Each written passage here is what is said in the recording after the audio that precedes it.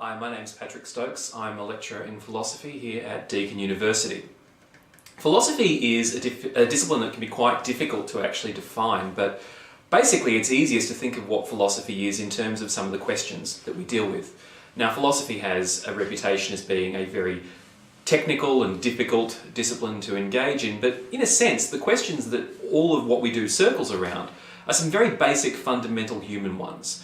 What are we? What exists? What do we know and how do we know that we know it? What has value? How should we live? These are very basic fundamental questions that really are central to what it is to live a human life. And that's what makes philosophy, I think, a very powerful and engaging activity to be involved in.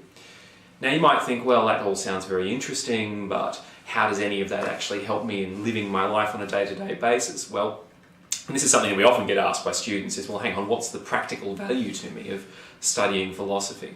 Well, consider this. A 20-year-old embarking on their career today is as far in time from their retirement as they are from the moon landing. They're going to be working into the 2050s. Now think back to the moon landing and all the jobs that didn't exist back then that people are doing today. Think about all the jobs that didn't exist 10 years ago that people are doing today. The workforce is constantly changing. Its requirements are constantly changing. But one thing that never goes out of style is good critical reasoning skills. And that's something that philosophy will give you in spades. The ability to tell what is a good argument and what is not a good argument. The ability to see flaws in your own reasoning and in that of others. The ability to question and identify those assumptions in your thinking that maybe seem completely obvious but that in fact need to be brought to the open and questioned. Philosophy is extraordinarily good at doing that. And one of the things I find as a researcher and a teacher that's really exciting about doing philosophy here at Deakin is that we have very much an intra-traditional approach. So there are different traditions within philosophy. There's analytic philosophy, continental philosophy, Eastern philosophy. And very often these work in parallel streams that don't have much to do with each other. But here we have an approach to philosophy that I think brings these three traditions together in really productive and exciting ways. And I find that really a very, very strong plus to doing philosophy at Deakin. So what sort of things do we do? Well, if you do first year philosophy at Deakin, we have two subjects, love, sex and death, and world religions. Now, Love, Sex and Death basically looks at three of the most basic defining human experiences there are and engages them with philosophical analysis and reasoning. So what is love? Why does love matter? Is love rational or is love something that's completely irrational? And if it's irrational and not based on reasons, should we really give it any consideration at all? What about same-sex marriage? Should same-sex couples be allowed to marry? Is that consistent with what we take marriage to be?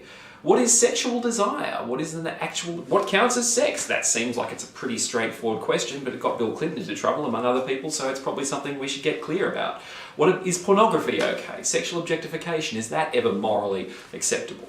What is death? When do we die? Is death a bad thing? Who does it actually harm if you cease to exist at the point of death? We look at the philosophy and ethics of things like abortion and euthanasia, difficult issues, but real practical issues that have enormous significance and impact on people's lives. In world religions, you'll be exposed to 5 of the great faith traditions that have animated people's lives and understandings of themselves and their world and that continue to inform the lives of many billions of people all around the world.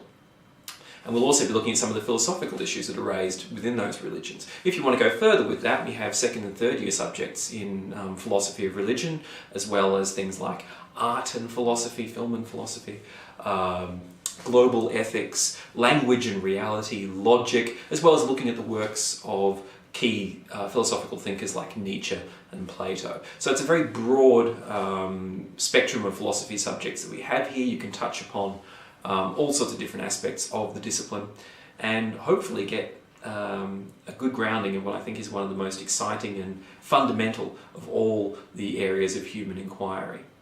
So that's philosophy at Deakin. I hope we'll see you here.